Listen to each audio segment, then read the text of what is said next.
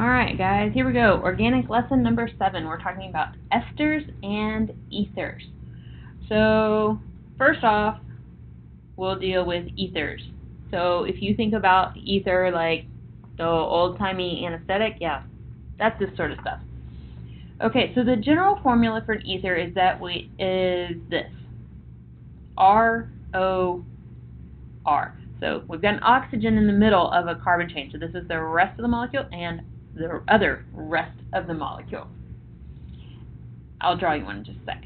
Its suffix is oxyalkane.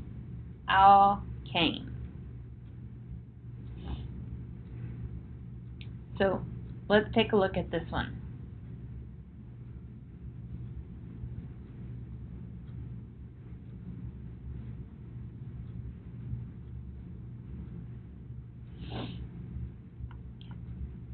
So you notice here's our ether right here, COC.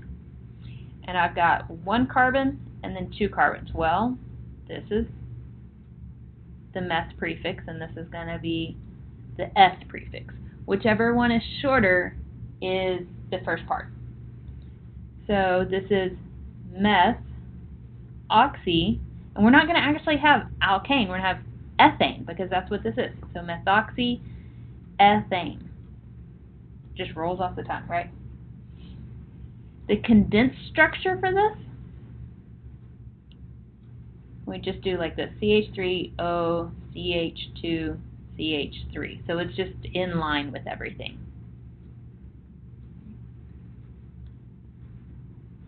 Esters, though, are a little different. Now, esters are real neat. They're all pretty fragrant, for good or for bad. And so you can do labs where you make different esters and you can get wintergreen and apple and grape, or depending on what you mix, you could get, junior high boy locker room. Because of that, I've never been a real fan of doing that lab in class because sometimes it's really nice and sometimes it's really not. But anyway, here's the general idea. We have some carbon that's double bonded to oxygen and then single bonded to an oxygen, and then you've got the rest of the molecule. And this could be either more of a carbon chain or just a hydrogen. Your suffix is ano8.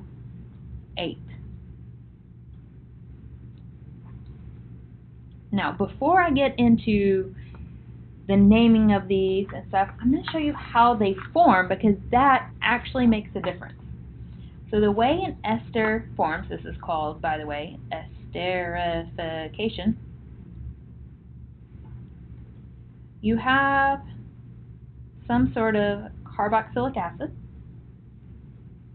and some sort of alcohol. And these two, notice you have a OH and H, so H2O, that comes off as water. And then what's left over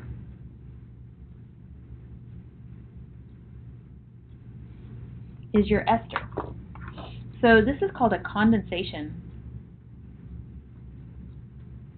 reaction or condensation synthesis because we are forming water. We're producing water, and you think about condensation, that's where you get it.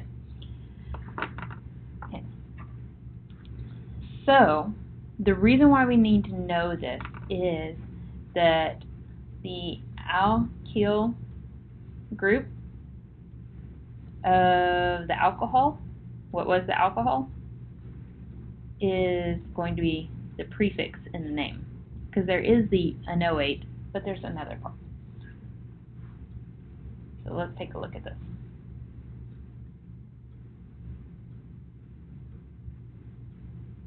Okay, and I'm just going to kind of run this together. I'm not going to draw 500 hydrogens. Okay, so here's my ester group. So this part that has a double bonded oxygen came from the carboxylic acid. This part came from the alcohol. So this part is going to be the prefix. Well, I have one carbon, so my prefix is meth. Methyl, and then over here I have 1, 2, 3 carbons. So propanoate.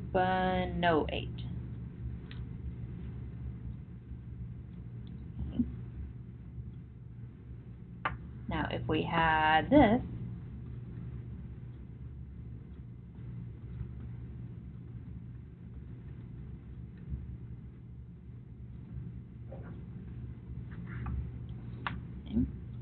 well, now this end is what came from the alcohol, and this could even be flipped, just by the way.